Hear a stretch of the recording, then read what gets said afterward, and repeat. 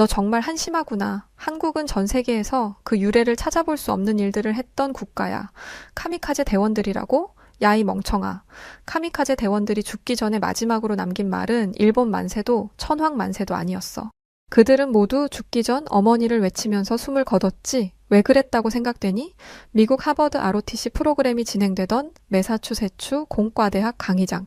이 말을 듣고 있던 한 ROTC 한국인 학생은 그 자리에서 벌떡 일어나 일본인 학생에게 충격적인 발언들을 하기 시작했는데요. 과연 무슨 일이 벌어지고 있던 걸까요?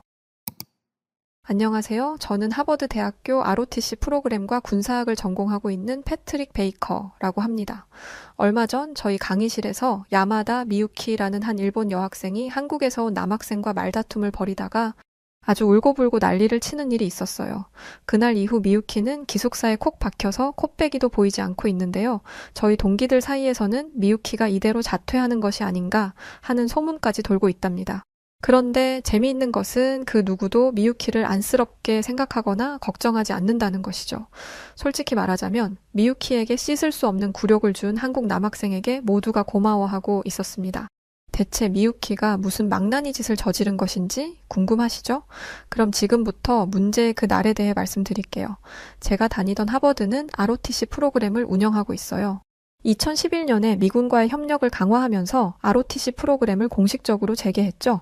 ROTC 학생들은 보통 다른 대학들과의 협력 프로그램을 통해 군사 교육을 받고는 합니다. 그날 저희는 하버드와 협력하고 있던 매사추세츠 공과대학교에서 동북아 정세에 대한 강의를 듣고 있었어요. 러시아와 우크라이나는 2년이 넘도록 전쟁을 이어오고 있고 최근 들어 중국이 대만에 대한 군사적 압박을 가하면서 동북아시아가 3차 세계대전의 화약고가 될지도 모른다는 긴장감이 감돌고 있으니까요.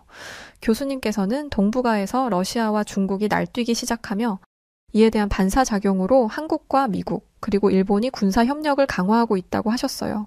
그런데 이 3국의 역사를 고려했을 때 이들의 협력은 굉장히 특이한 일이라고 하시더군요. 과거 일본은 한국을 침략했었고 반대로 미국에게 원자폭탄을 맞으며 패망했으니까요. 그리고 옛날에는 최약체였던 한국이 지금은 세계를 호령하는 선진국이 되어 문화와 경제, 군사력 측면에서 일본을 앞지르는 국가가 되었으니 이들의 관계성은 참 알면 알수록 흥미롭다고 하셨죠. 이어서 교수님께서는 저희를 바라보시며 한미일 군사협력에 대해 의견을 내고 싶은 사람이 있냐고 물어보셨어요. 그러자 한 여학생이 손을 들더군요. 그 애는 일본에서 유학 온 미유키였는데 친구에게 듣기로는 일본의 귀족인 화족 출신이라고 하더군요. 그래서 그런지 미유키는 좋게 말하면 늘 당당했고 나쁘게 말하면 어딘가 모르게 가까이 하기 어려운 여자애였어요. 분명 말투와 표정은 상냥한데 은근히 남을 깔보고 무시하는 듯한 분위기가 느껴지는 애였죠. 하지만 미유키는 학업 성적도 우수하고 똑똑한 것으로 유명한 학생이었기에 저희는 그 애가 무슨 이야기를 할지 기대하며 귀를 기울였답니다. 그런데 역시나 미유키의 입에서는 한국을 무시하는 독설이 쏟아져 나오기 시작했죠. 어떻게 된 게 일본이든 중국이든 한국 이야기만 나오면 흥분하는지 모르겠어요. 미유키는 기다렸었다는 듯 말을 하기 시작했습니다. 저는 아무리 생각해봐도 한미일 군사협력이 왜 필요한 것인지 잘 모르겠어요. 세계에서 인류 국가로 인정받는 우리 일본과 미국만 동맹을 맺으면 되지 왜 급도 맞지 않는 한국까지 끼워줘야 하는 거죠? 미유키는 그렇게 말하며 도무지 이해되지 않는다는 듯 고개를 절레절레 저었죠. 그러면서 못돼 보이고 싶지는 않은 것인지 세상 착한 미소를 지으며 물론 한국을 무시하는 건 아니에요. 저는 한국도 어서 힘내서 발전하기를 바라요. 이렇게 덧붙이더군요. 물론 그렇게 말하는 미유키의 표정은 있는 대로 잘난 척하고 있는 것을 숨길 수는 없었지만요. 그러자 교수님께서는 미유키의 속내를 다 꿰뚫고 있다는 듯 살짝 웃으시더니 이렇게 질문하셨습니다. 학생, 한국이 미일과 군사 협력을 하기에 급이 맞지 않는다고 했는데 그렇게 생각하는 이유가 있나요? 그러자 미유키는 무슨 그런 당연한 것을 묻느냐는 표정을 짓더니 이렇게 답하더군요. 그야 당연히 한국은 일본과 미국에 비해 경제력이나 군사력이 훨씬 뒤떨어지는 B급 국가니까요. 어떻게 그런 조악한 수준의 국가가 우리 일본과 미국의 동등한 파트너가 될 수 있겠어요? A급은 A급들끼리 놀고 B급은 B급끼리 노는 게 맞는 거죠. 미유키는 우월감을 숨기지 않으며 자신만만하게 말했습니다. 그 얼굴에는 자신이 절대 틀리지 않았다는 확신이 가득 차 있었어요. 하지만 이어지는 교수님의 말에 미유키의 미소에서는 금이 가기 시작했죠. 저런, 학생이 진심으로 그렇게 생각하고 있는 거라면 이번 학기에 학생이 받을 학점은 F일 것 같은데요. 그 말을 들은 미유키의 얼굴은 빨개지다 못해 흑색으로 물들었고 강의실은 일순간 정적에 휩싸였죠. 미유키는 창피한 것인지 아니면 화가 난 것인지 주먹을 꽉 쥐고 부들부들 떨고 있었어요. 그런 미유키를 보며 교수님은 단호한 목소리로 말씀을 이어가셨죠. 한국은 절대 B급 국가가 아닙니다. 한국의 군사력은 세계 6위, 경제 규모는 세계 10위이고 디지털과 반도체 같은 최첨단 산업에서는 세계를 선도하고 있죠. 게다가 그들의 문화와 소프트 파워도 전 세계적으로 엄청난 영향을 미치고 있습니다. K-팝, K-드라마 같은 한국의 문화 콘텐츠는 내놓기만 하면 1위를 거머쥐며 전 세계에서 사랑받고 있어요. 무서운 사실은 한국의 영향력이 끊임없이 전 세계로 확장하고 있다는 것이죠. 이렇게 대단한 국가가 어떻게 삐끗인가요? 한국은 국제사회에서 서로 모셔가고 싶어 하는 S급 파트너예요. 미유키는 교수님이 이렇게 나올 것이라고는 전혀 예상하지 못했던 것인지 당혹스러운 표정을 짓고 있었어요. 하지만 이대로 질 수는 없다고 생각한 것인지 이내 표정 관리를 하고는 이렇게 대꾸하더군요. 한국이 예전에 비해 많이 성장했다는 것은 저도 동의해요. 하지만 그렇다고 해서 한국을 일본과 미국의 정당한 글로벌 파트너로 인정하기는 어렵네요. 왜냐하면 일본과 미국에게는 과거, 라이벌로서 대등하게 전쟁을 치렀던 역사가 있지만 한국에게는 그런 과거가 없으니까요. 비유해서 말하자면 일본과 미국은 유구한 역사와 전통을 가진 귀족이고 한국은 급성장한 졸부에 불과하다는 거죠. 미유키는 그런 격떨어지는 한국을 파트너로 존중할 수 없다면서 안타까운 표정을 지었어요. 그러자 교수님께서는 어이가 없다는 얼굴을 하시더니 미유키를 똑바로 바라보며 이렇게 말씀하셨습니다. 한국의 발전을 졸부에 비유하다니 내가 지금 제대로 들은 게 맞나요? 어떻게 우리 하버드대에 다니는 학생이 그런 한심스러운 말을 할 수 있는 것인지 정말 실망스럽네요. 대체 어디부터 어디까지 그 잘못된 생각을 바로잡아줘야 할지 감조차 오지 않을 정도예요. 교수님께서는 그렇게 말씀하시며 두통이 올라오는지 관자놀이를 꾹꾹 누르셨어요. 잘 들어요, 학생. 한국은 40년에 가까운 식민 지배로 인해 국고가 바닥난 뒤 곧바로 이어진 한국 전쟁 때문에 세계 최빈국이 되었던 나라예요. 폐허가 된 한국을 보면서 당시 경제학자들은 한국이 평생 거짓골을 면하지 못할 것이라고 확신했어요. 한국은 자본도 기술도 자원도 그 어느 하나 가지고 있지 못했으니까. 하지만 한국은 그 학자들을 비웃듯 놀라운 저력을 보여주기 시작했죠. 교수님은 미유키에게 시선을 고정한 채 계속해서 말씀하셨습니다. 전쟁의 폐허 속에서도 한국인들은 절망하지 않고 오히려 새로운 가능성을 찾아냈어요. 예를 들어 먹을 것이 부족하면 미군 부대에서 나눠주는 햄과 한국의 전통 음식인 김치와 떡을 응용해 부대찌개라는 음식을 만들었어요. 절묘한 조합으로 만들어진 이 음식은 최근 백악관 출신 셰프까지 사로잡았을 정도랍니다. 후에 제조업으로 어느 정도 성장을 이뤘던 한국이 IMF로 다시 휘청했을 때는 반도체 산업으로 국가의 경제 구조를 혁신적으로 변화시키며 오히려 위기를 기회로 삼기도 했죠. IMF 위기를 맞이했을 때 대부분의 국가들은 치명적인 타격을 입고 몰락하지만 한국만은 그렇지 않았어요. 한국은 끈기와 창의성, 그리고 끊임없는 도전으로 재도약에 성공했고 마침내 강력한 선진국의 지위에 오르게 되었죠. 미유키 학생은 이래도 한국이 단지 운 좋게 성장한 졸부라고 생각하나요? 미유키는 우물쭈물하며 교수님의 말에 뭐라 답하지 못했고 결국 이야기의 매듭은 교수님께서 지으셨습니다. 한국은 엄청난 고난과 역경을 딛고 일어난 존중받아 마땅한 국가예요. 더 놀라운 것은 한국이 경제 성장만 이룬 게 아니라는 것인데 한국은 먹고 살기 힘든 와중에도 평화적인 방법으로 민주주의를 완성한 전 세계에서 그 유래를 찾아볼 수 없는 놀라운 국가예요. 한국의 역사는 전 세계 모두에게 귀감이 될 만한 것이고 그 누구도 감히 한국이 걸어온 발자취를 업신여길 수는 없어요. 교수님께서 말씀을 마치자 강의실 안에는 뜨거운 분위기가 감돌았습니다. 모두가 한국이 이뤄낸 성취에 감탄하고 있었죠. 하지만 미유키는 이런 분위기가 못마땅한 것 같았어요. 그 애는 다른 사람들에게 한국이 인정받는 것이 싫은 것인지 아니면 일본이 특별 취급을 받지 못하는 것이 짜증나는 것인지 노골적으로 불만스러운 표정을 짓고 있었죠. 결국 미유키의 입에서는 이런 말이 나오기 시작했어요. 한국이 전 세계 모두에게 귀감이 될 만한 나라라고요? 저희 증조할아버지 이야기는 다르던데요. 저는 증조할아버지께서 2차 세계대전 당시에 일본군의 장교이셨기 때문에 옛날에 일본과 한국 사이에 어떤 일들이 있었는지 잘 알고 있어요. 그때만 하더라도 한국은 일본의 식민지여서 우리 일본이 시키는 대로 다 하는 부하나 다름없었다고요. 그러면서 미유키는 오만하게 눈을 치켜뜨더니 이런 말도 했습니다. 게다가 그때는 미군도 일본군의 강력함에 겁을 집어먹고 벌벌 떨었다고 했어요. 한국이 아니라 일본이 그렇게 대단한 나라였다고요. 그리고 지금까지도 일본은 세계 3위의 경제 대국이죠. 이게 다 우리 일본이 신의 사랑을 받는 나라라는 증거 아니겠어요? 교수님은 미유키의 말이 잘 이해가 되지 않으시는 듯 지금 대체 무슨 말을 하는 거냐고 물으셨어요. 그러자 특유의 자신감 넘치는 표정을 짓더니 미유키는 이렇게 말하더군요.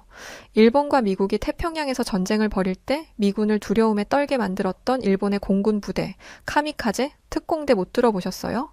물론 그때도 지금도 미국의 국방력이 일본의 국방력보다 강하다는 것은 인정하지만 그래도 2차 세계대전 때는 카미카제 특공대만 뜨면 미군이 혼비백산해서 달아나기 바빴다고요. 미유키의 말을 들은 교수님은 인상을 확 찌푸리시더니 인간을 폭탄으로 만들었던 일을 지금 자랑 삼아 이야기하는 거냐고 하셨어요. 저는 그런 교수님을 보고 깜짝 놀랐죠. 왜냐하면 교수님께서는 평소에 엄격하시기는 해도 저렇게 인상을 쓰시는 분은 아니었거든요. 교수님께서 저런 표정을 지으셨다는 건 지금 굉장히 화가 나셨다는 건데 저는 앞으로 무슨 일이 벌어질지 몰라 조마조마하며 상황을 지켜보았어요. 하지만 미유키는 교수님이 무섭지도 않은지 계속해서 떠들어대더군요. 카미카제 특공대는 오로지 천황께만 충성을 바치는 훌륭한 군인들이었고 그들이 전장에서 그렇게 용맹하게 싸우며 대단한 성과를 올릴 수 있었던 것은 모두 신의 가호가 있었기 때문이라고 생각해요. 그렇게 말을 마치며 미유키는 의기양양한 표정을 지었고 교수님께서는 깊게 한숨을 쉬셨습니다. 그 속에는 깊은 실망과 분노가 깃들어 있었죠.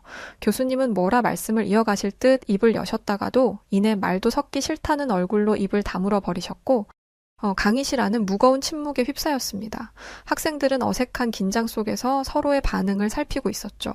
그때 누군가 자리에서 일어나는 소리가 들려왔어요. 소리가 난 쪽을 돌아보니 한국에서 유학 온 석진이라는 친구가 자리에서 일어서 있었죠.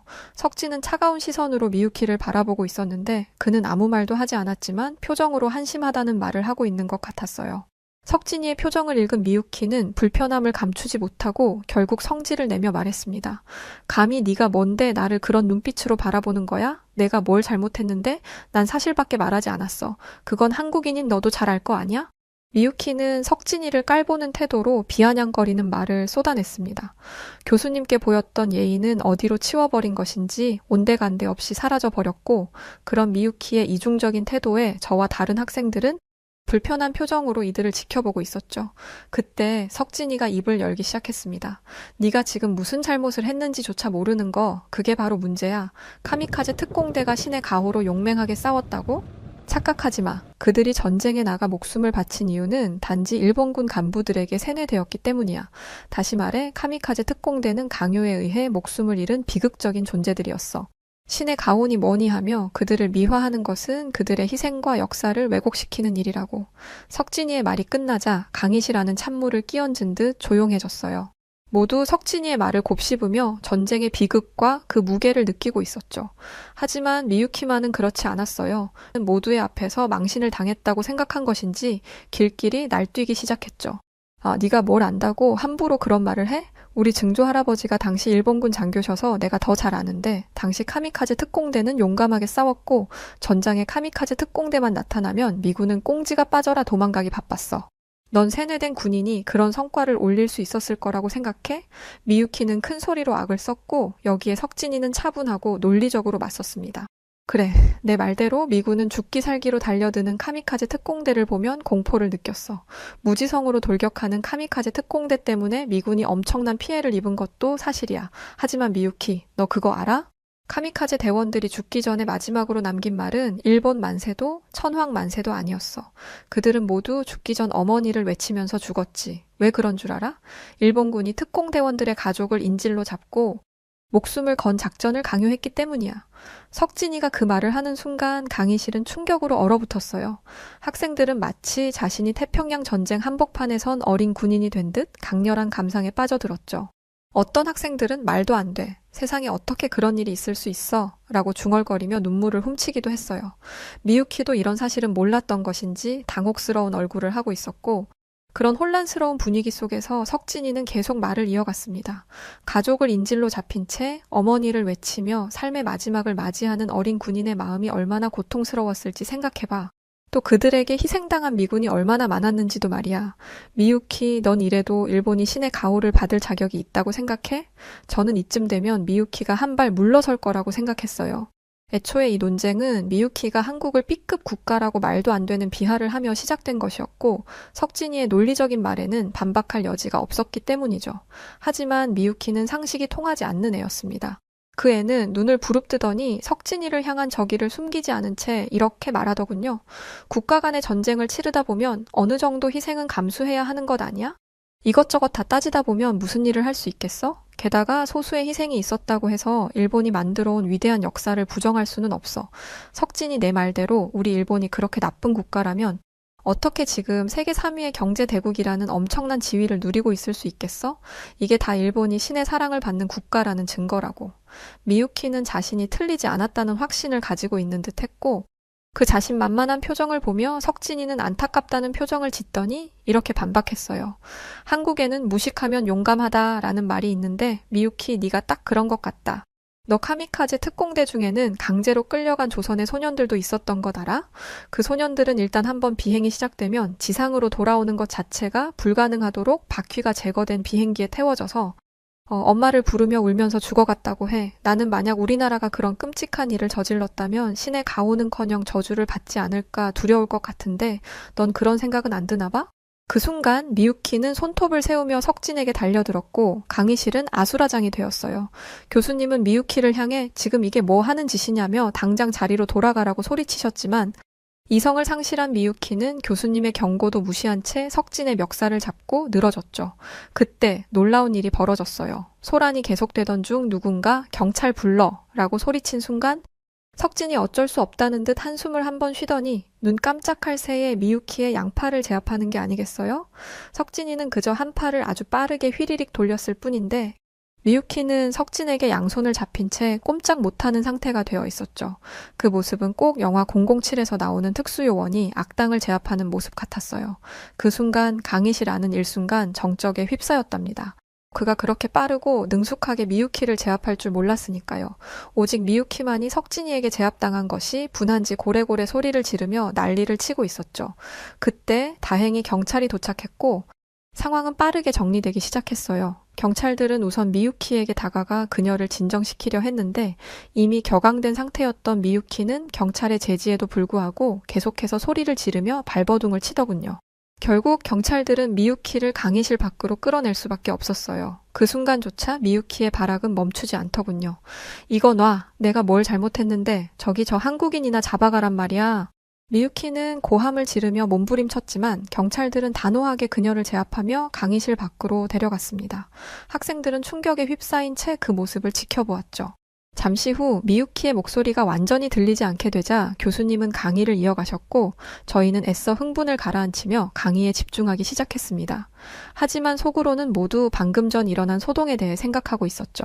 강의 내용이 귀에 들어오지 않을 정도로 머릿속은 아까 벌어진 일로 가득 차 있었습니다. 결국 저희는 강의가 끝나자마자 석진이에게 달려갔습니다. 석진아, 아까 그거 대체 어떻게 한 거야? 진짜 영화 속 장면 같았어. 너 무슨 훈련이라도 받은 거야? 한 친구가 흥분된 목소리로 물었어요. 그러자 석진이는 쑥스러웠는지 살짝 웃으며 이렇게 말하더군요. 사실 나 한국 태권도 유단자거든. 기본 훈련이 몸에 배어서 자연스럽게 반응했던 것 같아. 석진이가 태권도 유단자였다니 놀라움에 눈이 휘둥그레졌습니다. 심지어 어떤 친구는 석진이를 존경의 눈빛으로 바라보기도 하더군요. 그래서 아까 그 혼란스러운 상황에서 그렇게 침착하고 신속하게 대응할 수 있었던 거구나. 저희가 다시 한번 감탄하자 석진이는 별것 아니라는 듯 그냥 상황이 잘 풀린 거야 라고 답하더군요. 저희는 그런 석진이의 겸손한 태도에 다시 한번 깊은 감명을 받았죠. 그렇게 그날의 소동은 끝이 났지만 미유키의 무례한 행동과 석진이의 놀라운 대처는 오래도록 캠퍼스 내에서 회자되었답니다. 학생들은 캠퍼스 안에서 석진이와 미유키를 마주칠 때마다 각각 서로 다른 의미로 수군거렸어요. 석진이를 볼 때면 멋있다고 난리가 났고 미유키를 볼 때면 뻔뻔하다고 모두 혀를 찼죠. 하지만 미유키는 얼굴 철판이 얼마나 두꺼운 것인지 여전히 고개를 빳빳하게 들고 당당한 태도로 학교를 다녔어요. 그 애는 여전히 아무 죄책감도 느끼지 못하고 있는 것 같았죠. 그러던 어느 날 잘못을 모르는 뻔뻔한 미유키에게 천벌이 내리기 시작했습니다. 아니, 그건 미유키뿐만이 아닌 일본 전체에 내려지는 천벌과도 같았죠. 주택을 한 방에 무너뜨릴 정도로 강한 위력을 지닌 태풍 산산이 자전거를 타듯 느린 속도로 일본 열도를 종단하고 있었으니까요. 이 소식을 들은 미유키는 가족들이 걱정되었는지 급히 일본에 전화를 걸었지만 하필 미유키의 가족이 살고 있는 마을에 전기가 끊겨 연락이 제대로 되지 않는다고 했어요.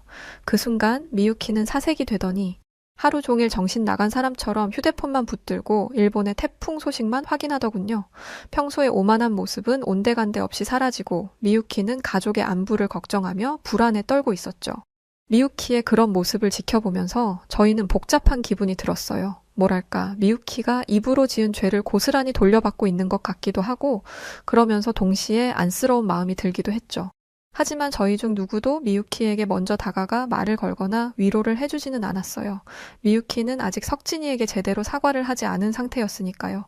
그때 놀라운 일이 벌어졌습니다. 글쎄, 석진이가 먼저 미유키에게 다가가는 게 아니겠어요. 저희는 모두 깜짝 놀라 그 광경을 지켜보고 있었죠.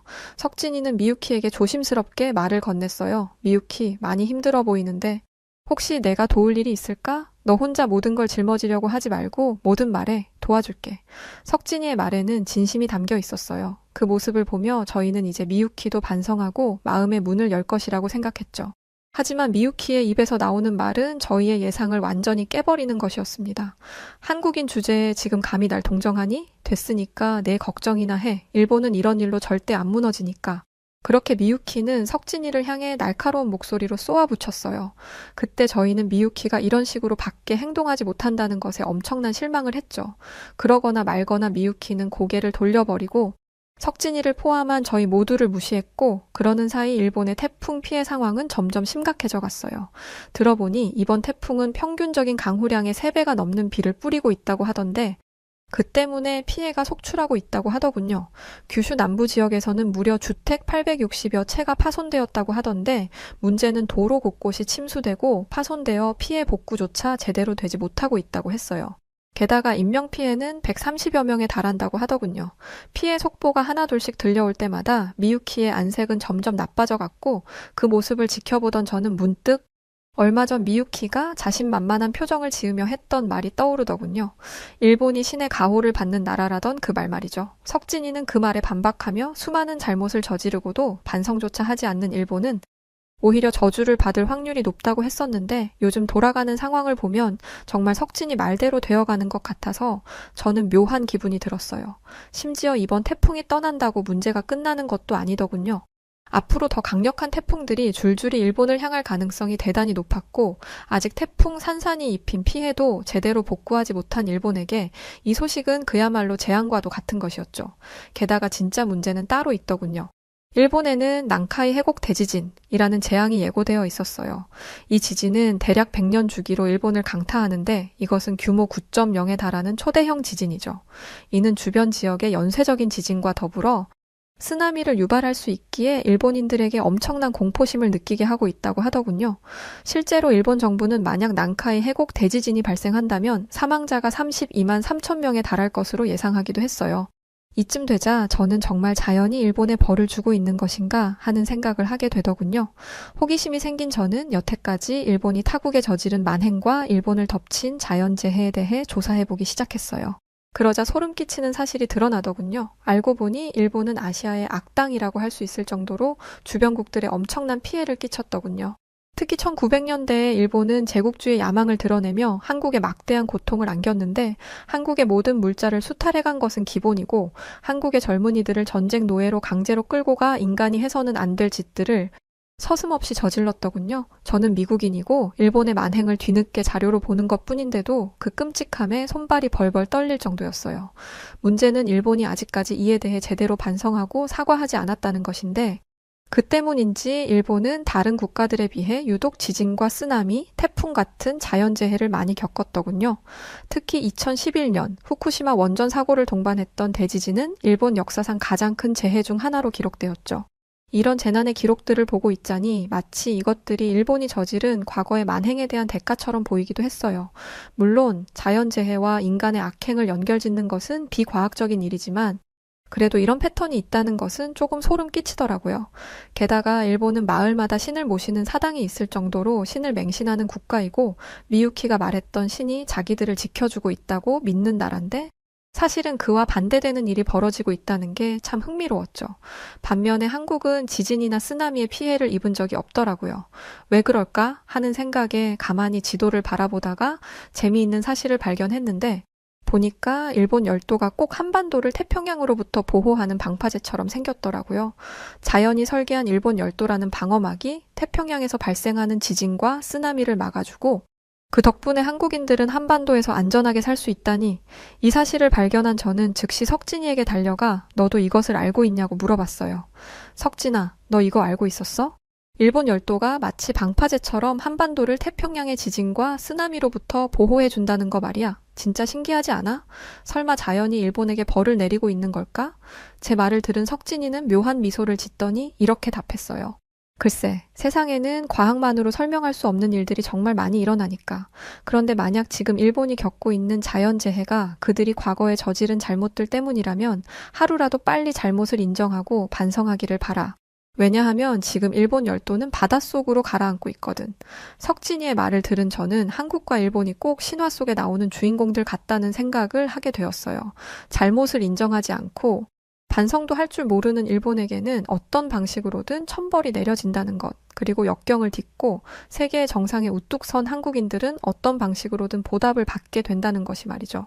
신화 속에서 신들이 인간의 행위에 따라 벌을 내리거나 보상을 주는 것처럼 한국과 일본의 역사는 그런 흐름을 타고 있는 게 아닐까 하는 생각이 들었답니다. 그러면서 저는 우리 미국도 옳고 그름을 잘 판단해서 한국처럼 올바른 길을 선택해야겠다는 생각을 하게 되었어요. 결국 어떤 국가로 남을 것인가는 우리가 선택한 행동으로 인해 결정되는 것일 테니까요. 한국은 여태까지 단 한 번도 타국을 군사적으로 짓밟거나 노예로 삼거나 다른 민족의 문화와 글을 빼앗은 적도 없었죠. 한국이 그랬던 것은 결코 한국에 힘이 없어서가 아니었어요.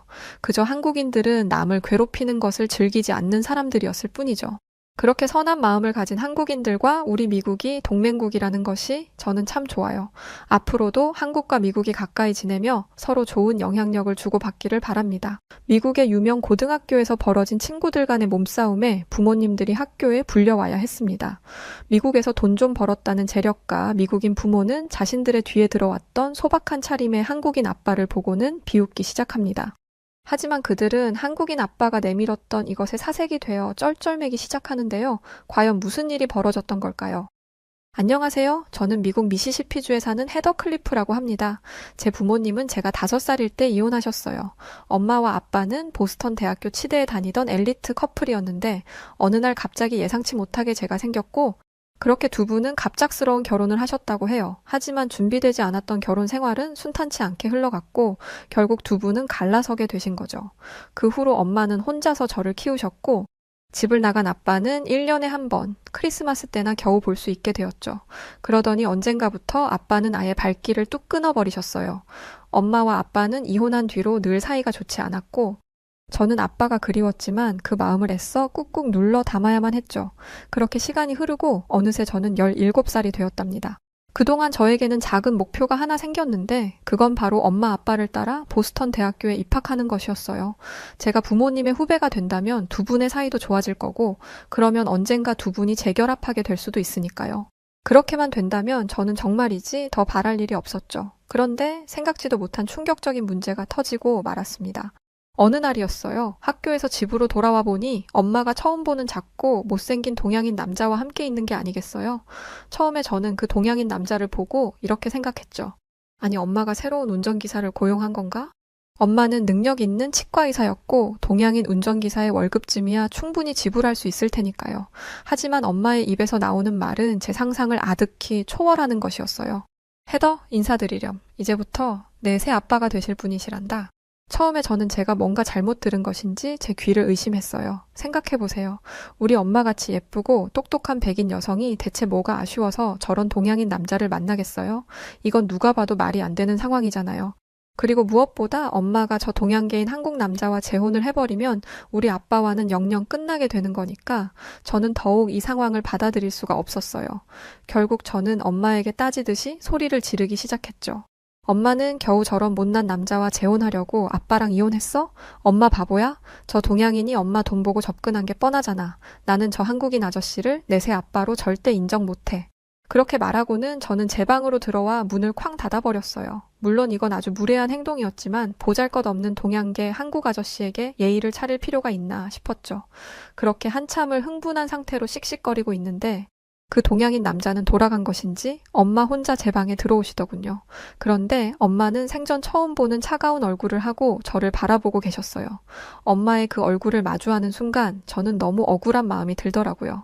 지금 미치고 팔짝 뛸 것 같은 사람은 저인데 엄마는 오히려 저를 책망하는 듯한 표정을 짓고 계셨으니까요. 설상가상 엄마는 나중에 아저씨를 만나면 아저씨께 꼭 오늘 일을 사과드리라는 말까지 하셨죠. 저는 기가 막혀서 엄마에게 이렇게 말했습니다. 엄마 지금 진심으로 하는 소리야? 나보고 그 한국인한테 고개 숙여 사과하라고? 대체 내가 잘못한 게 뭔데? 그 한국인은 엄마 재산 노리고 있는 게 불을 보듯 뻔하고 엄마는 눈에 콩깍지가 낀 건지 바보같이 그 남자한테 속고 있는데 그럼 내가 그걸 보고도 가만히 있었어야 한다는 거야? 제 말을 들은 엄마는 그 동양인이 그렇게 무시받을 사람이 아니라면서 제가 크게 오해하고 있다고 했어요. 그 남자는 제 말대로 한국 출신으로 하버드 대학교 로스쿨을 졸업한 아주 능력 있는 변호사라고 했죠. 그러면서 엄마는 언제부터 그렇게 사람을 외모만 보고 판단하는 편협한 사람이 된 거냐며 제게 실망했다고 하셨죠. 그 순간 솔직히 저는 뭐라고 대꾸해야 할지 모르겠더라고요. 아까 전 저는 그 동양인 아저씨의 겉모습만 보고 당연히 상류층이 아닐 거라 단정지었고 그 아저씨의 국적이 한국이라는 점에서도 당연히 미국인인 우리 유럽의 백인들보다 아랫사람으로 생각하며 무시했으니까요. 하지만 엄마의 말처럼 그 아저씨는 저에게 무시받을 만한 위치에 있는 사람이 아니었고 외모만 보고 함부로 사람을 평가한 제 행동은 부끄러운 짓이 맞았어요. 그래서 저는 제 잘못을 솔직하게 인정하기로 했죠. 그래, 엄마 말대로 그 한국 아저씨 똑똑한 사람인데 무시한 건 내가 실수했어. 그래도 여전히 난 엄마가 그 아저씨와 재혼하는 건 반대야. 그 한국 아저씨가 미국 하버드를 나온 변호사라도 어쨌든 동양인이잖아. 그런 수치스러운 결혼을 나는 절대 인정하지 못해. 차라리 다시 아빠랑 재결합해. 그러자 엄마는 깊은 한숨을 내쉬더니 진지하게 제게 할 말이 있다고 하시더군요. 이 얘기를 할까 말까. 그동안 정말 많이 망설였지만 이제는 해야 할 때가 된 것 같다면서 말이죠. 저는 엄마가 대체 무슨 말을 하려고 그러시나 귀를 기울였어요. 그리고 이내 충격으로 입을 다물지 못하게 되었답니다. 사실 엄마가 네 아빠와 이혼한 이유는 너희 아빠가 바람을 피웠기 때문이야. 네 아빠는 내가 아기를 낳은 뒤로 아줌마 몸매가 되어버렸다며 걸핏하면 날 무시하는 말을 했고 어느 날부터는 집에 들어오지 않더구나. 결국 나는 네 아빠에게 다른 여자가 생겼다는 것을 알게 되었지. 그렇게 우리는 이혼을 했고 그 뒤로도 네 아빠는 새 여자를 만나고 다니느라 널 자주 만나러 오지도 않았고 양육비도 제대로 보내주지 않았어. 그 때문에 엄마는 한동안 아주 힘든 시간을 보내야 했단다. 그때 엄마를 도와주셨던 변호사가 바로 아까 만났던 그 한국인 아저씨야. 변호사인 한국인 아저씨는 엄마가 아빠에게서 더 이상 부당한 일을 당하지 않도록 법적으로 많은 도움을 주셨고 어느 사이 엄마는 윤수라는 이름을 가졌던 한국 아저씨에게 많이 의지하고 있는 자신을 발견하셨다고 했어요. 그렇게 두 분은 연인이 되셨지만 당시 아직 어렸던 저에게 혼란을 주기 싫었고 지금껏 조용히 만남을 이어오신 거였죠. 그렇게 엄마의 이야기는 끝이 났는데 솔직히 너무 당황스럽더라고요. 대체 이 이야기를 어떻게 받아들여야 하는 것인지도 모르겠고 세상이 핑 도는 것 같고 꼭 토할 것처럼 속이 메스껍기도 했어요. 제 친아빠라는 사람이 그런 쓰레기라는 것도 아무것도 모르고 바보처럼 그런 인간을 여태까지 그리워했다는 것도 다 너무 끔찍하게 싫었어요. 하지만 이 순간 제게는 그 무엇보다 중요한 것이 있었습니다. 그건 바로 어린 시절부터 한결같이 저를 지켜주신 엄마였죠. 분명 엄마도 아빠 때문에 많이 힘들었을 텐데 지금까지 아무 내색도 하지 않고 여자 혼자 몸으로 최선을 다해 저를 키워주신 엄마를 위해 이제는 제가 보답을 할 차례였어요. 저는 가만히 엄마의 손을 잡고 이렇게 물었습니다. 엄마, 그 윤수라는 한국 아저씨? 엄마에게 지금 많이 소중한 사람이야? 그러자 엄마는 그 사람은 정말 특별한 사람이라고 말하며 행복한 미소를 지으셨어요. 엄마의 그 미소를 보는 순간 저는 한국인 윤수 아저씨를 가족으로 받아들이기로 했죠. 물론 아저씨를 한순간에 새아빠로 받아들이기는 어렵겠지만 그래도 엄마를 위해서 노력해보기로 했어요. 얼마 후 엄마는 윤수 아저씨와 재혼을 하셨고 그렇게 제게는 한국인 새아빠가 생겼답니다. 새아빠를 처음 만났던 날 제가 굉장한 무례를 저질렀음에도 불구하고 새아빠는 그 일에 대해 먼저 언급하거나 저를 탓하지 않으셨어요. 오히려 사춘기인 제 마음이 다치지는 않을까 언제나 노심초사하며 저를 챙겨주셨죠. 새아빠는 굉장히 부드러운 성격을 가진 분이었고 그 덕분에 저희는 점점 가까워질 수 있었답니다. 게다가 새아빠는 알면 알수록 배울 점이 많은 사람이었어요. 한국인의 평균 IQ가 세계에서 5위로 높다던데 새아빠는 그 사실을 증명하듯 시간이 날 때면 늘 독서를 하셨고 가지고 있는 지식도 상당히 많았어요. 과제를 하다가 막막할 때면 새아빠에게 물어보는 것이 어느새 저의 당연한 일과가 될 정도였죠. 그리고 저희 새아빠는 부지런하고 일 처리 속도가 빠른 것은 물론 굉장히 프로페셔널한 면을 가지고 있었답니다. 가끔 새아빠가 집으로 변호사 업무들을 산더미처럼 가져올 때가 있었는데 그럴 때면 저는 저걸 언제 다 하려고 그러나 라고 생각하곤 했죠. 그런데 새아빠는 한번 자리에 앉으면 놀라운 속도로 그 업무들을 뚝딱 처리해버리고는 했어요. 나중에 엄마에게 들어보니 한국 사람들은 높은 지능을 바탕으로 업무를 효율적으로 빠르게 끝내버리는 장점을 가지고 있다고 하더군요. 한국 사람들에게 그런 특징이 있어서 전 세계에서 유례가 없을 정도로 빠른 경제 성장을 이뤄냈다고도 하고요.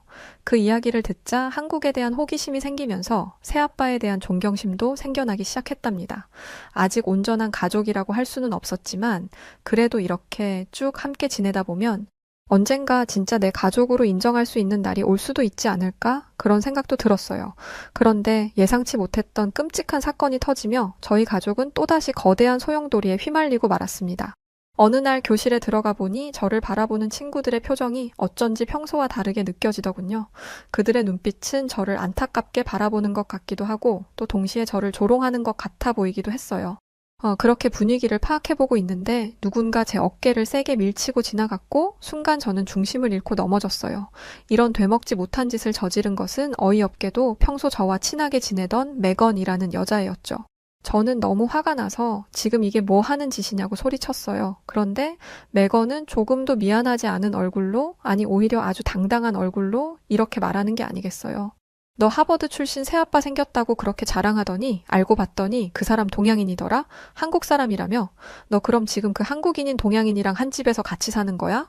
진짜 이젠 수준 떨어져서 같이 못 놀겠네. 메건과 친구들은 그렇게 말하며 저를 비웃었고 저는 너무 큰 충격을 받아 그 자리에 그대로 얼어붙어 버렸어요. 사실 친구들에게 새아빠가 생긴 것은 말했지만 새아빠가 동양인이라는 것까지 말하지는 않았었거든요.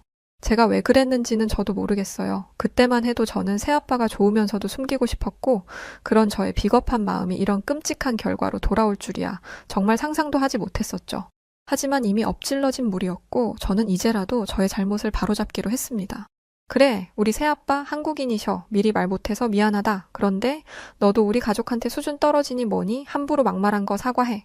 그러자 메건은 가당치도 않은 소리를 들었다는 듯 큰 소리로 저를 비웃더니 이렇게 답했습니다. 내가 왜 사과를 해야 해? 동양인이 우리 백인에 비해 수준 떨어지는 것은 사실이잖아. 설마 너 우리 백인이랑 동양인이 동등하다고 생각하는 건 아니지? 그런 한국인이랑 살더니 헤더 너도 머리가 어떻게 된 거 아니야? 그 말을 듣는 순간 제 눈에서 불꽃이 튀더라고요. 어느새 저는 메건에게 달려들어 걔의 머리채를 잇는 힘껏 잡아 뜯고 있었고 그렇게 한참 몸싸움을 벌이다 정신을 차리고 보니 메건과 저는 교장실에 불려와 있었습니다.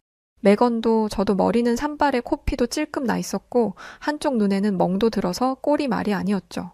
교장 선생님은 우리 명문 고등학교에 어떻게 이런 야만스러운 일이 생길 수 있냐며 저희를 호두에게 혼내셨지만 저는 제가 벌인 일을 하나도 반성하지 않았어요. 메건이 먼저 저희 가족을 모욕했어요. 저는 시간을 돌린다고 해도 100번이고 1000번이고 다시 메건을 때려줄 거예요. 그렇게 소리치는 저를 보며 교장 선생님은 충격을 받아 뒤로 넘어가려고 하셨고 그 순간 메건네 부모님과 제 부모님이 도착하셨습니다. 그런데 양쪽 부모님의 차림새가 조금 달랐어요. 보스턴에서 꽤 유명한 미용실을 운영 중인 메건네 부모님은 화려한 복장으로 나타나신 반면 제 새아빠는 오전에 재판 일정이 없으셨는지 편한 차림으로 오셨거든요.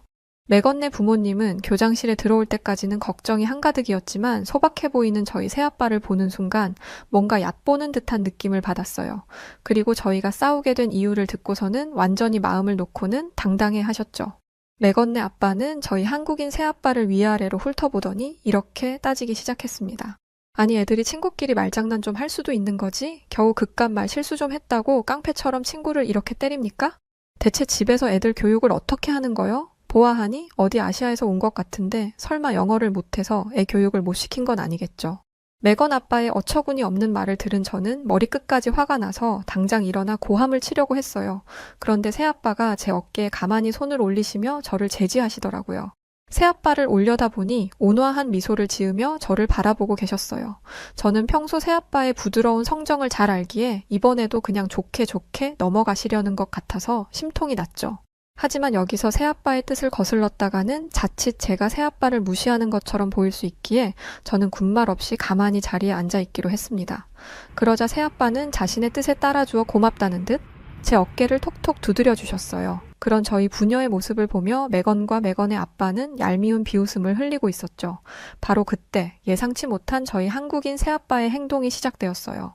먼저 새아빠는 지갑에서 변호사 명함을 꺼내 매건네 부모님과 교장 선생님께 차례로 건넸습니다. 새아빠의 명함에는 새아빠가 하버드 로스쿨 출신이라는 것과 새아빠가 다니는 거대 로펌의 이름이 떡하니 박혀 있었고 그것을 확인하는 순간 매건네 부모님의 얼굴은 사색이 되어버렸죠. 이어서 새아빠는 유창한 영어로 매건네 부모님의 기를 죽이기 시작했어요. 뭔가 오해하신 것 같은데 저는 우리 애 교육에 진심이랍니다. 특히 저는 불의를 보면 그 어떤 경우에도 절대 참지 말라고 가르쳤죠. 오늘 있었던 일은 제 딸이 저의 교육 방침에 따랐기 때문에 일어난 일 같군요.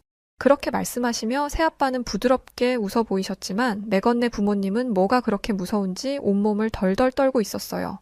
그러더니 갑자기 매건 엄마가 매건의 등짝을 때리며 얼른 저에게 사과를 하라고 하더군요.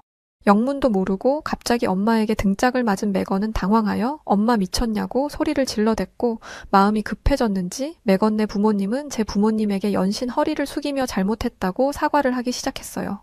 죄송해요. 저희 애가 아직 순진하고 어려서 뭘 잘 모르고 실수를 했네요. 저희가 대신 사과드릴 테니 이 일은 이쯤에서 덮어두기로 하죠. 그 와중에도 매건은 분위기 파악을 못하고 엄마 아빠 대체 왜 그래? 우리가 왜 겨우 저런 한국인한테 사과를 하는 건데? 라며 헛소리를 하고 있었고 그런 매건을 가만히 지켜보시던 새아빠는 이렇게 말씀하셨어요. 매건이 말하는 것을 들어보니 매건 부모님 말씀대로 정말 뭘 잘 모르는 아이 같네요. 그래서 말인데 저런 친구를 제 딸아이가 다니는 학교에 그냥 두는 것은 온당치 않은 일인 것 같은데 교장 선생님은 어떻게 생각하시나요? 그렇게 말하며 새아빠는 만약 이 일이 제대로 처리되지 않는다면 소송도 불사할 생각이라고 강경한 입장을 밝히셨고 결국 매건은 찍소리도 못 해보고 강제 전학을 당하게 되었답니다. 미국에서 인종차별은 굉장히 빈번하고 많은 일이지만 실제로 인종차별 행위에 대한 처벌은 정말 엄격합니다. 매건은 그런 저희 한국인 새아빠의 겉모습만 보고 인종차별을 했던 것이고 매건 가족에게 걸맞는 초라한 최후였죠. 그날 이후 학교에는 제 새아빠가 엄청 대단한 사람이라는 소문이 퍼졌고 저는 편하게 학교를 다닐 수 있었어요. 하지만 제 마음은 너무도 불편했답니다.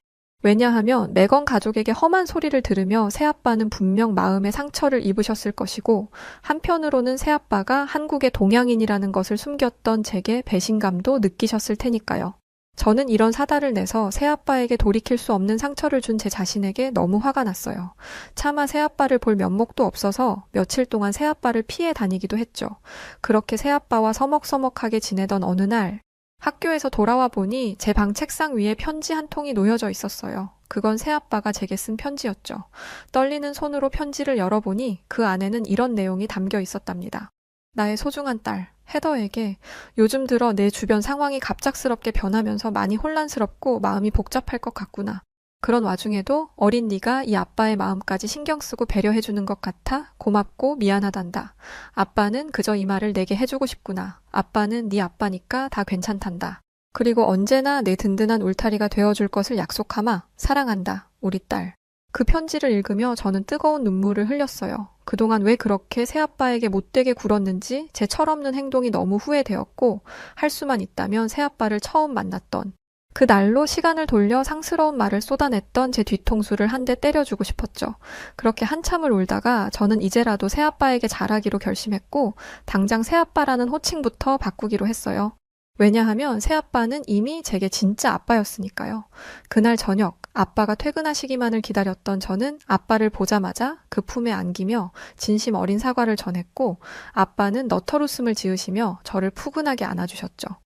그렇게 저희는 진짜 가족이 되었답니다. 그날 이후 저희 가족은 평화롭고 행복한 날들을 보내기 시작했어요.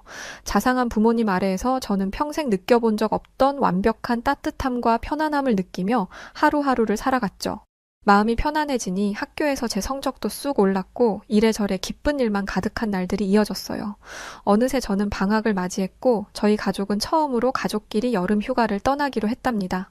저의 한국인 아빠는 제가 가고 싶은 여행지로 가자고 하셨고 어디를 가면 좋을까 고민하던 저는 아빠가 졸업한 하버드 대학교에 견학을 가보고 싶다고 했어요.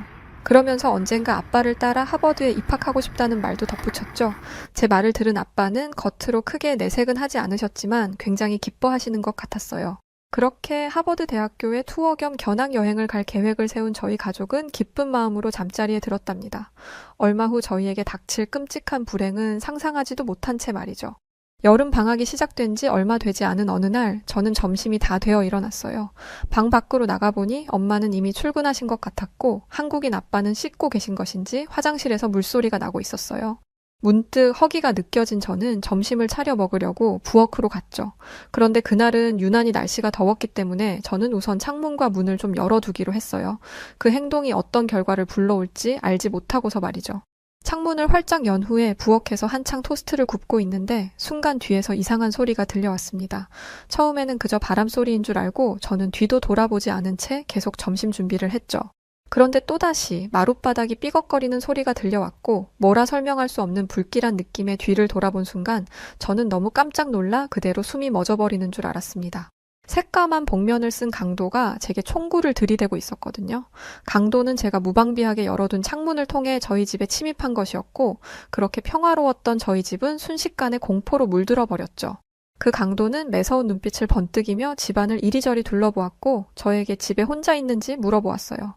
그런데 저는 너무 무서워서 사고가 정지된 상태였고 그 때문에 강도의 물음에 뭐라고 대꾸를 하지 못했죠. 그러자 강도는 부엌 테이블을 쾅 내려치며 저를 무섭게 몰아붙였고 순간 너무 놀란 저는 손에 들고 있던 접시를 놓치고 말았습니다. 그와 동시에 커다란 소리를 내며 접시가 와장창 깨져버렸고 그 소리를 듣고 위층에 계시던 아빠가 무슨 일이냐며 달려 내려오셨습니다. 예상치 못한 한국인 아빠의 등장에 강도는 당황했지만 이내 총구를 아빠에게 들이대며 더 이상 다가오지 말고 엎드리라고 소리를 치더군요. 그때 충격적인 일이 일어나기 시작했습니다. 아빠는 전혀 두려워하는 기색 없이 단호한 표정으로 그 강도에게 점점 다가가는 게 아니겠어요? 심지어 한국인 아빠는 다치기 싫으면 조용히 물러나라고 말하며 그 강도를 기로 찍어 누르고 있었어요. 한국인 아빠의 엄청난 기백에 오히려 총을 든 강도가 겁을 먹고 주춤거리며 뒤로 물러날 지경이었죠. 이런 상황은 전혀 예상하지 못한 것이었는지 그 강도는 크게 당황하며 계속 뒷걸음질을 쳤고 그러다가 그만 카펫에 걸려 넘어지고 말았어요. 아빠는 그 순간을 놓치지 않고 재빨리 강도에게 달려들어 총을 빼앗은 뒤 있는 힘껏 그의 팔을 비틀어 버렸죠. 강도는 고통스러워하며 비명을 질러댔지만 아빠는 눈 하나 깜짝하지 않고 손에 닿는 전기줄을 이용해 강도를 꼼짝 못하게 결박했어요. 강도가 움직이지 못한다는 것을 확인한 아빠는 서둘러 제게 달려와 어디 다친 곳은 없는지 제 몸 상태를 확인하셨죠. 저는 대체 지금 제 눈앞에서 무슨 일이 일어난 것인지 너무 놀랍고 어안이 벙벙해서 멍한 상태로 다친 곳은 없다고 말했고 아빠는 안도의 한숨을 내쉬더니 곧바로 경찰을 부르셨어요. 잠시 후 경찰이 도착했는데 깔끔하게 결박된 강도를 보고는 경찰들 역시 깜짝 놀라서 이게 대체 어떻게 된 일이냐고 묻더군요. 그러자 아빠는 그저 이렇게 답할 뿐이었어요. 강도가 딸을 위협하고 있는 것을 보고 그냥 있을 수가 없어서 강도를 제압했습니다. 저희 한국인 아빠의 말을 들은 모두가 감탄하고 있는데 때마침 엄마가 집으로 돌아왔고 그제야 저희는 적절한 설명을 들을 수 있었죠. 알고 봤더니 아빠는 한국 최고의 특수부대 UDT 출신이라고 하더군요. 한국의 특수부대 UDT는 지옥에서도 살아 돌아온다는 극강의 전사들로 주로 요인 암살, 주요 인사 구출, 핵심 시설 폭격 등의 임무를 수행한다고 했죠. 어쩐지 아까 전에 강도를 상대할 때 아빠가 보여줬던 카리스마가 엄청났었는데 그게 다 이유가 있었던 거였어요. 평소에는 다정하고 상냥하기만 한 분인데 아빠에게 그런 과거가 있었다니 정말이지 놀라운 일이었죠. 그런데 재미있는 것은 뭔지 아세요? 아빠의 비밀을 알게 된 뒤 제가 존경의 의미를 담아 반짝거리는 눈빛으로 아빠를 바라보자 아빠는 쑥스러운지 얼굴을 붉히시더라고요. 방금 전까지 총을 든 강도를 상대하며 엄청난 카리스마를 뿜어내던 그분이 맞는지 의심스러울 정도였죠. 하지만 저는 아빠가 이런 분이라서 더 좋았어요. 평소에는 온화하기 그지없는 분이시지만 가족에게 위험이 닥치면 있는 힘을 다해 보호해 주신다는 게 너무 멋지잖아요.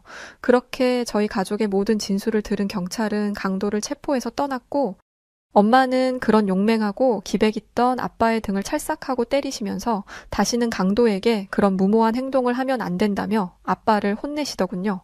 아빠는 강인한 전사의 모습은 어디 갔는지 엄마에게 쩔쩔매시며 알겠다고 애교를 부리시더군요. 저는 그런 다정한 우리 한국인 아빠의 모습이 좋았습니다. 그리고 엄마 말대로 아빠가 다칠 수도 있으니 그러지 않는 것이 좋다고 생각했어요. 아빠가 다치는 것은 원하지 않으니까요. 하지만 아빠는 저를 구하기 위해서라면 불 속이라도 뛰어들 거라며 엄마에게 혼나면서도 고집을 꺾지 않으시더라고요. 그런 아빠를 보며 저는 정말 못 말리겠다며 웃을 수밖에 없었죠. 그렇게 큰일이 일어난 것 치고 저희 가족은 별탈 없이 고비를 넘길 수 있었고 다행히 저는 어떠한 후유증도 없이 그날의 충격을 잘 이겨낼 수 있었답니다. 왜냐하면 제게는 그 공포로 가득했던 순간에 한치의 망설임도 없이 저를 구해주신 아빠가 있으니까요. 사실 그 사고를 겪은 뒤에 주위에서는 혹시 트라우마가 남을 수 있으니 정신과 치료를 받아볼 것을 많이 권유해 주셨어요. 하지만 저는 그날 이후 신기할 정도로 밥도 잘 먹고 잠도 잘 자며 편안하게 지내고 있답니다. 제 곁에 아빠가 계시는 한 저는 언제까지고 안전하다는 것을 알고 있었으니까요. 만약 그날 그 자리에 아빠가 없었다면 무슨 일이 벌어졌을까요? 정말이지 생각만 해도 아찔하네요. 하지만 다행히 이런 가정은 할 필요가 없는 거겠죠. 아빠는 항상 제 곁에 있어 주실 테니까요. 요즘 저는 시간이 날 때마다 누구를 만나든 아빠 자랑을 하고 다니고 있어요. 제가 하도 아빠 이야기를 하고 다니니까 제 주변 미국인들은 UDT가 무엇인지, 그들이 얼마나 위대한지 눈을 감고도 줄줄 외울 정도가 되었답니다. 그래서 그런지 제가 아빠의 팔짱을 끼고 동네를 다니면 저희 부녀를 보는 사람들의 시선도 많이 달라진 게 느껴져요. 원래는 왜 한국인 남자와 백인 여자애가 같이 다니지? 하고 어색한 시선을 보내거나 아빠에 대해 아무것도 모르면서 피부색만 보고 무시하던 사람들이 이제는 아빠를 호감 어린 눈빛으로 바라보곤 하죠. 아빠는 크게 표현은 안 하시지만 주변의 이런 변화를 기쁘게 받아들이시는 것 같아서 저도 같이 기분이 좋았답니다. 저는 여기서 그치지 않고 아빠의 뿌리인 한국에 대해 알아가려 하고 있어요. 소중한 아빠가 나고 자라신 곳이 어떤 곳인지 그곳에 대해 이해하고 배우며 아빠와 한층 더 가까워지고 싶거든요. 그래서 저는 앞으로 대학교에 가서 동북아시아 역사를 전공하기로 결정했답니다. 물론 제일 목표는 아빠가 다녔던 하버드 대학교에 입학하는 것이고요. 하버드에 가서 한국에 대해 배우며 저도 아빠처럼 훌륭한 사람으로 성장하고 싶거든요. 그러기 위해서 저는 지금 열심히 공부하고 있답니다. 공부를 하다가 막히는 부분이 생기면 세상에서 제일 똑똑한 아빠의 도움을 받으면서 말이죠. 그렇게 저희 가족은 행복하게 지내고 있답니다. 그리고 저는 지금 제가 누리고 있는 모든 행복은 한국인 아빠가 만들어주신 거라고 생각하며 감사하게 여기고 있어요. 아빠를 만나기 전에 저는 철없고 어리석은 여자애일 뿐이었는데 아빠를 만난 뒤 저는 한 단계 성장을 이뤘고 삶의 이정표까지 바로 세울 수 있게 되었죠. 제게 사랑과 용기, 진정한 가족애를 가르쳐주신 아빠께 어떻게 하면 제 마음을 표현할 수 있을까 고민하다가 이런 채널이 있다는 것을 알게 되었고 이렇게 사연까지 쓰게 되었네요. 아빠, 잘 듣고 계시죠? 아빠를 만난 것은 제 인생에서 제일 큰 행운이에요. 저 앞으로 아빠를 닮은 딸, 아빠가 자랑스럽게 여길 만한 딸이 될게요. 사랑해요. 끝으로 제 대학 입시가 끝나고 나면 부모님과 함께 한국 여행을 갈 계획인데요. 그때 혹시 마주치게 된다면 반갑게 인사하기로 해요. 저도 한국에 가서 여러분을 만나게 될 그날까지 열심히 한국어 공부를 하도록 하겠습니다. 저희 가족에게 멋진 한국인 아빠를 보내주셔서 진심으로 고맙습니다. 자, 그럼 이어지는 영상은 여우튜브 복구 영상입니다. 앞으로 복구 영상은 이렇게 신규 영상 먼저 보여드리고 뒤에 넣어서 다시금 들으실 수 있도록 준비하겠습니다. 여기 한 외국인 여성이 침대에 누워있는 여인의 손을 꼭 붙잡고 간절한 목소리로 애원하고 있습니다. 그러자 침대에 누워있는 여인은 힘겹게 몸을 일으켜 외국인 여성의 머리를 쓰다듬으며 위로하는데요. 그 따뜻한 손길에 외국인 여성은 꾹 참아왔던 눈물을 쏟으며 펑펑 울고 맙니다. 과연 이 두 사람에게 대체 무슨 일이 있었길래 이 여성이 눈물을 흘리며 사죄하는 것일까요? 안녕하세요. 저는 필리핀에서 한국으로 시집을 온 달리아라고 합니다. 제 이름은 꽃이라는 뜻이지만 제 삶은 아름다운 꽃과는 거리가 멀었어요. 저는 필리핀에서 가장 가난한 동네에서 살았거든요. 그런데 지금은 한국에 삽니다. 한국인 남편을 만나 한국에 가게 되었고 그런 남편의 시어머니를 만나게 되면서 제 삶은 완전히 바뀌게 되었어요. 제가 살았던 필리핀은 많은 관광객들이 방문하는 나라지만 여행객들이 보는 필리핀의 잘 다듬어진 모습은 극히 일부분입니다. 아직도 수많은 필리핀 사람들이 물도 제대로 나오지 않고 비가 줄줄 새는 집에서 살고 있어요. 화장실조차 제대로 구비되지 않아서 땅을 파 볼일을 보는 사람들도 많죠. 집이라도 있으면 다행이게요. 가난한 동네에서도 가장 가난한 사람들은 집조차 없어 나무 판자를 대충 기울여 그 아래에 들어가서 삽니다. 우기가 되어 비가 쏟아지면 그대로 휩쓸려 내려가는 그런 집 같지도 않은 집이죠. 우기가 되면 저희 집도 안전하지 못합니다. 벽을 타고 물이 흘러 들어와서 가족들은 교대로 잠을 자며 물을 받은 양동이를 버리고 이불 주변으로 흘러 들어오는 빗물을 닦아내죠. 필리핀은 빈부격차가 대단하고 부가 세습되며 가난은 대물림됩니다. 그래서 보통 가난한 사람들은 가난한 부모를 보면서 자라 자신들의 환경을 그러려니 하며 받아들이는 게 일반적인데요. 가난이 몸서리치게 싫다며 어떻게든 벗어날 것이라 말하는 저를 보며 친구들은 제게 너무 유난이라고 말하고는 했습니다. 어차피 노력해서 달라질 것도 없고 그냥 이렇게 사는 거에 익숙해지면 될 일인데 그렇게까지 하냐면서요. 이게 필리핀 빈민가의 현실입니다. 노력하지 않으니 변하는 게 없고 결국 잘 사는 사람들만 잘 살게 되는 거죠. 제가 남들과 달랐던 이유는 저희가 처음부터 못 살지는 않았기 때문입니다. 또 열심히 일을 하면 가난을 극복할 수 있다는 걸 어머니를 보며 배웠기 때문이었죠. 외할아버지는 외할머니가 막내를 임신 중이었을 때 돌아가셨고 외할머니는 막내를 낳다가 상고로 돌아가셨습니다. 10살밖에 안 됐던 어머니는 졸지의 가장이 되어 3명의 동생들을 먹여 살려야 했어요. 구걸도 하고 물건을 훔치기도 하고 빼앗기도 하고 뺏기기도 하면서 어머니는 그렇게 살아남았습니다. 그렇게 나이가 찬 어머니는 주변 사람들에게 돈 냄새 맡는 귀신이라는 별명까지 얻게 되었다고 합니다. 돈과 관련된 일에는 머리가 팽팽 돌아가서 돈을 긁어 모으셨거든요. 어머니는 그렇게 번 돈을 동생들 뒷바라지에 다 쓰셨습니다. 덕분에 이모와 삼촌은 부유한 집의 자식들처럼 여유롭게 자랄 수 있었다고 해요. 두 분 다 좋은 대학까지 나왔고 번듯한 직장을 가진 사람과 결혼까지 했다고 하죠. 부모가 없어서 결혼 반대에 부딪히기도 했지만 어머니가 폐물을 쏟아붓는 덕에 결혼에 성공할 수 있었습니다. 그런데 삼촌과 이모는 자신들을 키워준 저의 어머니에게 감사한 마음을 갖기는커녕 어떻게든 어머니의 재산을 빼앗으려 했어요. 돈만 벌 줄 알았지 배운 건 없고 억세기만 했던 어머니는 이모와 삼촌의 계략에 넘어가 모든 재산을 빼앗겼습니다. 열심히 돈을 벌어 겨우 빈민가에서 탈출했는데 사람들은 결국 그곳으로 돌아가게 된 어머니를 보며 조롱했어요. 개처럼 벌고 궁색하게 모으더니 결국 이 꼴 났네. 꼴에 잘 살아보겠다고 욕심을 부려서 인생 망쳤네 라는 말을 하면서요. 제 동생들은 어려서 이 일들을 기억하지 못하겠지만 저는 똑똑히 기억합니다. 불행은 꼭 한 번에 몰려오는 법이죠. 굶고 있는 저희를 본 아버지는 어떻게든 돈을 구해보겠다며 멀리 일을 하러 떠나셨습니다. 하지만 아버지는 그 길로 행방불명되었어요. 필리핀은 청부업자가 있을 정도로 치안이 좋지 못합니다. 차라리 아버지가 다른 곳에서 잘 먹고 잘 살고 있으면 좋겠어요. 아버지가 그런 사람들에게 걸려서 끔찍한 일을 겪었다면 그것만큼은 상상조차 하고 싶지 않습니다. 그렇게 아버지가 실종되고 저희 가족의 지옥 같은 생활이 시작되었습니다. 물이 안 나와서 양동이에 물을 퍼서 씻어야 했는데 그마저도 귀해 그 적은 물로 세수와 양치, 목욕까지 해야 했어요. 가끔은 고여있던 물을 가져오는 경우도 있어서 물에서 냄새가 나는 경우도 허다했습니다. 당연히 깨끗이 씻길 리 없죠. 몸에서 냄새가 나는 건 당연했습니다. 저희 집에는 옆집과 분리되는 벽이 없었어요. 당연히 사생활 같은 건 없었고 이웃의 코 고는 소리, 싸우는 소리 때문에 일상생활도 제대로 되지 않았습니다.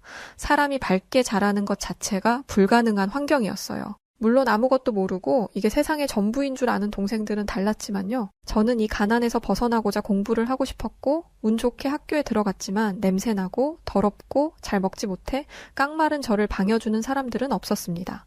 어딜 가든 무시받고 괴롭힘 당하기 일쑤였죠. 더 슬펐던 것은 저를 보며 코를 막고 인상 찡그리는 사람들을 이해할 수밖에 없었던 현실이었습니다. 가족들과 살 때는 모두가 냄새가 나니 몰랐는데 학교에 와보니 여자아이들에게서는 향긋한 꽃냄새가 났고 땀을 뻘뻘 흘리는 남자아이들조차도 저보다 더 깨끗한 냄새가 났어요. 이런 저를 누가 환영해 줄 수 있을까요?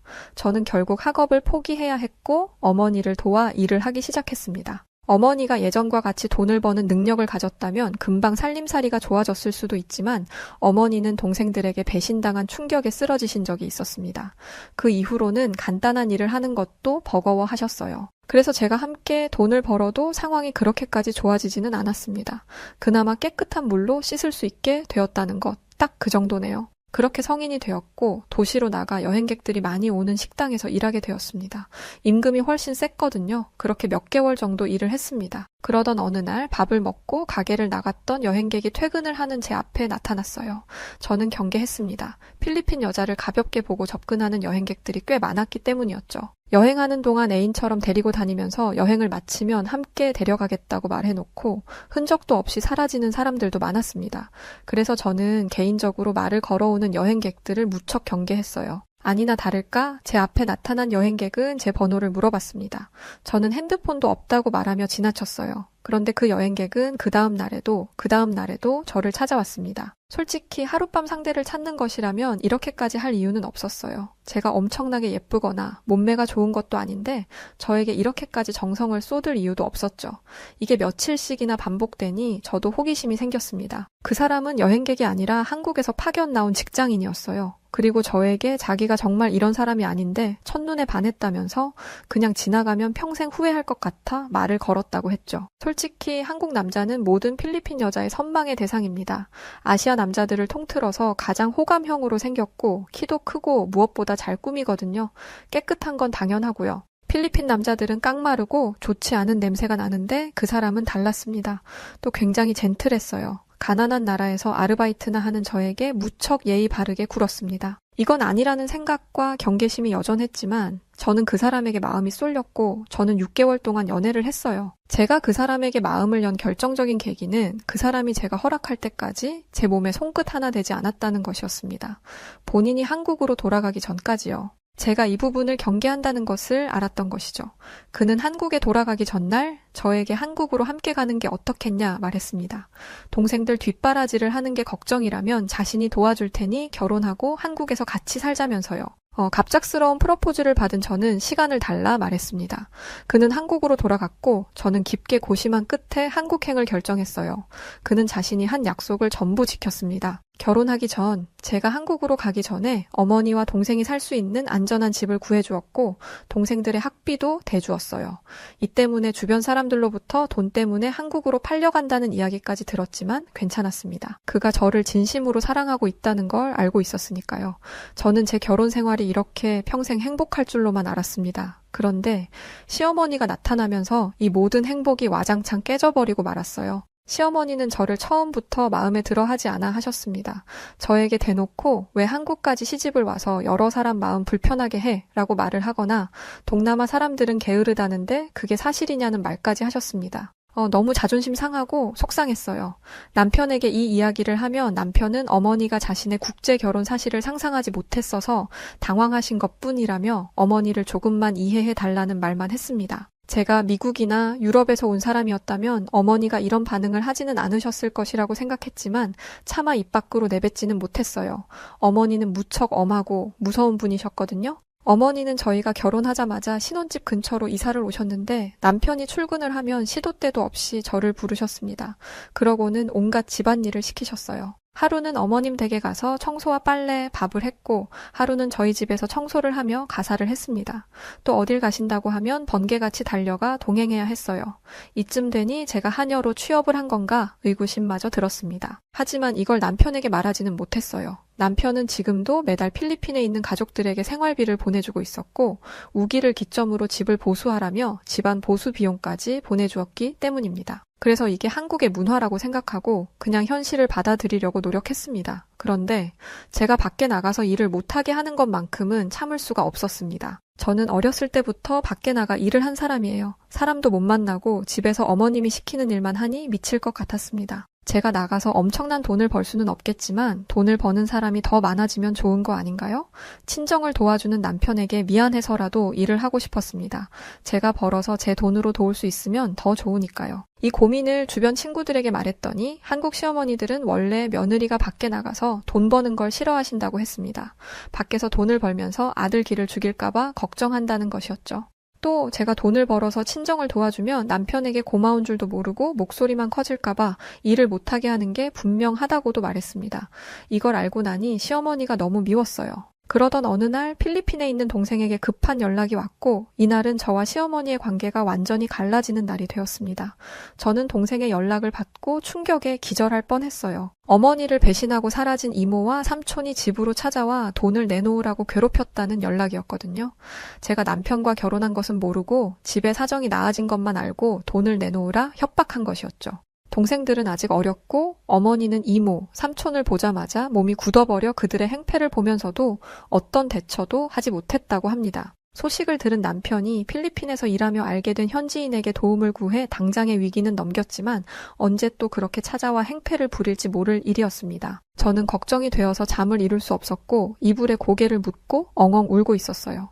그런데 그때 시어머니가 제 방문을 벌컥 열고 들어오시더니 큰 목소리로 뭘 그런 거 가지고 울고 앉아있어 라며 호통을 치셨습니다. 저는 시어머니에게 처음으로 목소리를 높였습니다. 어머니에게는 별일 아닌 거일지 몰라도 저에게는 늘 애틋한 소중한 가족이고 가까이서 도와주지도 못하고 할 수 있는 게 없어 가만히 앉아만 있는 게 너무 괴롭다고 말했죠. 그런데 어머니는 제 마음에는 관심도 없다는 듯 그렇게 울 시간에 뭘 어떻게 할 수 있는지 고민이나 하라고 말씀하셨어요.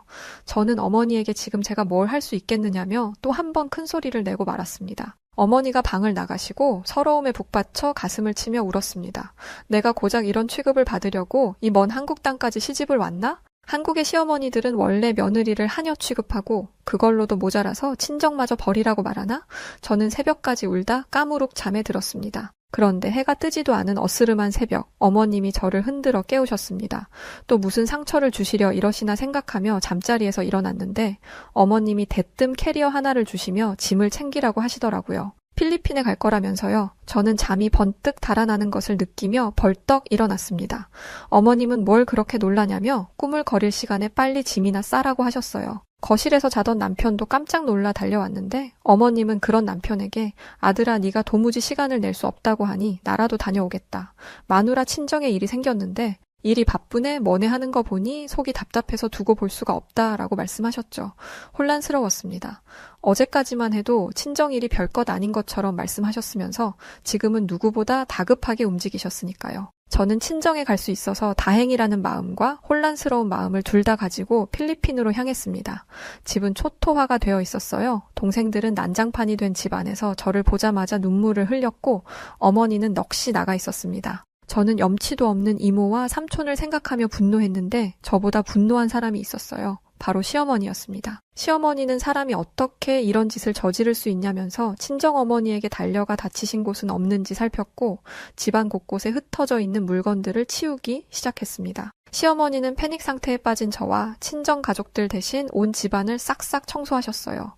제가 도와드리려고 나서자 가족들부터 챙기라며 제 도움을 극구 거절하셨죠.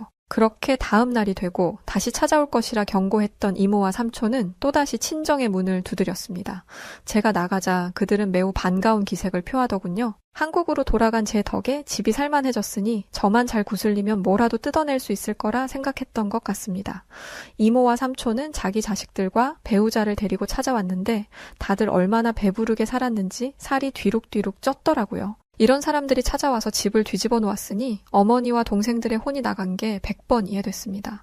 솔직히 저도 두려운 마음이 들었어요. 만나자마자 욕을 퍼부어 주려고 했는데 못하겠더라고요. 그들은 제가 주춤하는 게 느껴지자 이때다 싶어 달려들었습니다. 꼼짝없이 밀려 집 안으로 뒷걸음질을 치려던 그때 누군가가 저를 뒤로 낚아챘어요. 시어머니였죠. 시어머니는 저를 자신의 등 뒤로 숨기시고는 크게 소리를 치며 화를 내셨습니다. 이 사람은 누구냐며 저를 몰아붙였는데 시어머니는 저를 여전히 보호하며 내 며느리한테 신경 끄고 자기와 대화하라며 버럭버럭 화를 내셨죠. 당연히 그들은 시어머니의 한국말을 이해하지 못했겠지만 저는 그런 시어머니의 모습에 소름이 돋으면서도 좋았습니다. 시어머니가 큰 소리를 내면 항상 무섭다는 생각만 들었는데 얼마나 통쾌했는지 모릅니다.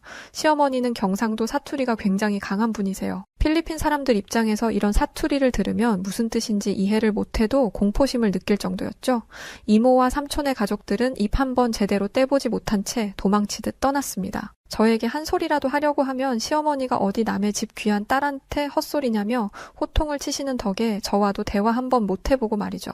그날 밤 시어머니가 저를 불러내셨습니다. 그러고는 갑자기 눈물을 흘리셨어요. 어머님은 새어나오는 눈물을 꾹 참으려고 하셨지만 감정이 격해지셨는지 그마저도 힘들어 하셨습니다. 시어머니는 연신 눈물을 닦으며 저에게 이런 곳에서 살아왔던 거냐고 물어보셨어요. 저는 남편을 만나기 전에 살았던 환경을 설명하며 이 정도는 많이 나아진 거라 말씀드렸죠. 어머님은 충격을 금치 못하셨습니다. 생각했던 것보다 더 열악한 환경이었기 때문이었죠. 시어머니는 멀리 시집간 딸 마음 불편할까봐 이런 상황에 처해 있으면서도 도와달란 연락 한 번 못했던 친정어머니에게 너무나 죄송하다고 말씀하셨습니다. 이런 상황도 동생이 말하지 않았다면 평생 모를 게 아니었냐면서요. 저는 확신했습니다. 제가 시어머니에 대해 많은 것을 오해하고 있다는 것을 깨달았습니다. 시어머니는 필리핀에서 지내시면서 저희 가족에게 좀 더 좋은 집을 마련해 주셨어요. 치안 때문이었죠. 보는 사람들도 많고 경찰들도 오고 다니는 곳이었다 보니 훨씬 안전한 곳이었습니다. 이뿐만 아니라 집을 구하고 청소하고 짐을 옮기는 것도 전부 도와주셨어요. 무릎이 안 좋아서 앉았다 일어나는 걸 힘들어 하시면서도 무릎을 꿇고 걸레질을 하고 허리가 안 좋으신데도 물건을 번쩍번쩍 들어 옮기셨습니다. 물론 말은 여전히 툴툴거리셨어요. 며느리 집 와서 이 고생을 하는 건 나밖에 없을 거라고 하거나 시어머니가 뭘 옮기고 있으면 빠릿빠릿하게 움직여야 하는 거라고 잔소리도 하셨죠. 평소라면 이 말이 듣기 싫었을 텐데 이제는 그 말이 듣기 싫지 않았습니다. 그렇게 시간이 지나 한국으로 돌아왔고 저는 돌아온 지 3일째가 되던 날 필리핀에 있는 내내 생각하고 있었던 마음을 시어머니에게 표현했습니다. 정말 감사하고 어머님 덕분에 이 일을 해결할 수 있었다고요. 그리고 죄송하다는 말도 덧붙였습니다. 제가 시어머니를 얼마나 오해하고 있었는지 죄송한 마음을 표현하고 싶었어요. 저는 시어머니가 그러면 알면 잘하라던가 그걸 이제야 알았냐며 큰 목소리로 잔소리하시면서 혼내실 줄 알았어요. 그런데 이번엔 그러지 않으셨습니다. 되려 제 손을 잡고 자기야말로 미안하다고 말씀하셨죠. 시어머니도 필리핀에 있는 내내 많은 생각을 하신 것 같았습니다. 시어머니는 일찍 남편을 여의고 시골에서 치열하게 살았던 분이세요. 여자 혼자 아들을 키우다 보니 점점 억척스러워졌고 예쁜 말 한마디 못하고 애정 표현도 못하는 여자로 평생을 살게 되었죠. 며느리가 생겨서 기뻤지만 며느리로서 예쁨 받아본 적도 없고 애정 표현하는 방법을 몰라 그 애정이 잘못 표현되었다고 하셨습니다. 저를 집에만 있게 한 것도 필리핀에서 고생만 했다고 하니 이젠 바깥일 그만하고 집에서 조금 쉬라는 뜻이었다고 합니다.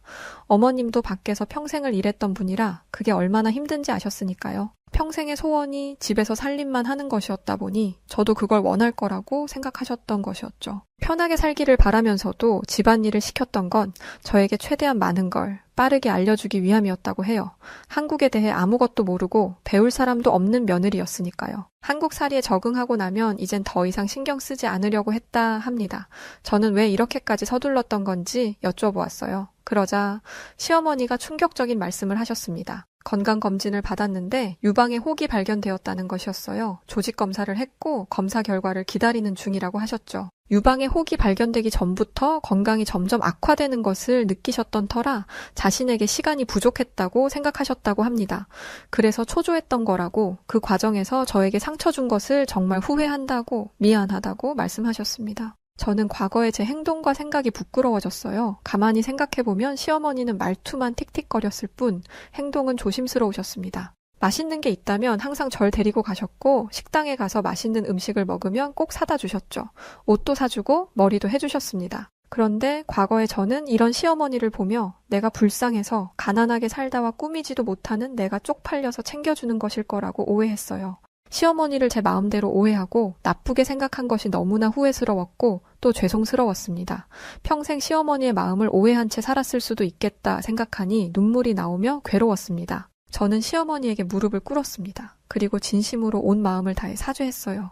그동안 제가 어떤 마음을 가지고 살았는지, 그것을 얼마나 후회하고 있는지 말이죠. 그날 저희는 서로를 껴안고 눈물을 펑펑 흘렸습니다. 그리고 그동안 쌓아왔던 모든 앙금과 미움을 눈물과 함께 흘려보냈죠. 시어머니는 유방암 수술을 하고 현재는 요양원에 계십니다. 수술을 하시기 전까지도 저에게 많은 것을 알려주셨고 많은 것을 보여주셨어요. 덕분에 저는 한국 생활에 완벽하게 적응하게 되었습니다. 그리고 지금은 뱃속에 아이도 갖게 되었죠. 필리핀 가족들도 이전보다 훨씬 나은 삶을 살고 있습니다. 이것만으로도 저는 남편과 시어머니에게 받은 게 참 많은데 시어머니는 남편에게 항상 널 믿고 한국에 와준 아내가 의지할 곳은 너가 없다. 그러니 너가 잘해야 한다. 아내가 의지할 수 있는 남편이 되고 달리아를 행복하게 해줘라 라고 말씀하시죠. 지금도 요양원에 찾아가면 죄송하고 감사하다는 말을 하곤 합니다. 시어머니는 이제 그런 말은 그만하라고 하시지만 평생을 살아도 갚지 못할 이 은혜를 생각하면 안 하기가 어렵습니다. 저희 시어머니는 지금 많이 아프십니다. 아파 누워 계시면서도 항상 저를 보시면 밥부터 먹었는지 당신보다는 제 걱정을 먼저 해주십니다. 어머님이 부디 얼른 일어나셔서 전처럼 저에게 잔소리하시던 강한 모습을 되찾으셨으면 좋겠습니다. 자, 그럼 오늘 사연도 즐거우셨나요? 여우튜브는 앞으로도 우리 구독자분들과 시청자분들을 위해서 최선을 다해 즐겁고 재밌는 사연들을 전달해 드릴 수 있도록 노력하겠습니다. 네, 그럼 저는 사연을 읽어드렸던 여우튜브 송은지였고요. 구독, 좋아요 부탁드리고 길었던 영상 끝까지 시청해주신 모든 분들 고맙습니다. 그리고 우리 구독자분들 감사합니다. 사랑합니다. 당신만의 여우튜브